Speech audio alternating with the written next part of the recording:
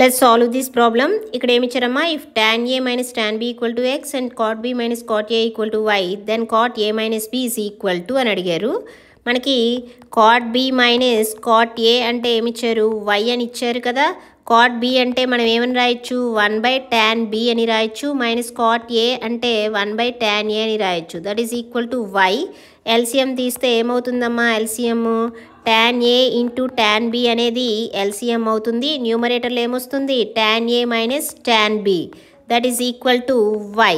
That implies tan a minus tan b అంటే value ఏం తెలుసు, x by tan a into tan b is equal to y. Okay, that implies tan a into tan b value ఏమవుతుంది, x by y అవుతుంది. ఓకేనా, అయితే మనం ఏం find చేయాలి, cot a మైనస్ b కదా ఫైండ్ చేయాలి. cot a మైనస్ b అంటే ఏం రాయొచ్చు, 1/tan of a minus b. So tan of a minus b అంటే మనకి ఏం తెలుసు, tan a minus tan b by 1 + tan a into tan b. Reciprocal తీసుకుంటే 1 + tan a into tan b by tan a minus tan b.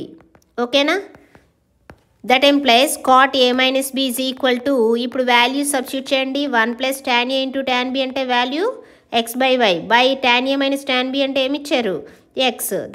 That is equal to 1 + x by y and డినామినేటర్లో x న్యూమరేటర్లోకి వస్తే 1/x అవుతుంది. 1/xతో multiply చేస్తే ఏమొస్తుంది, 1/x + 1/y.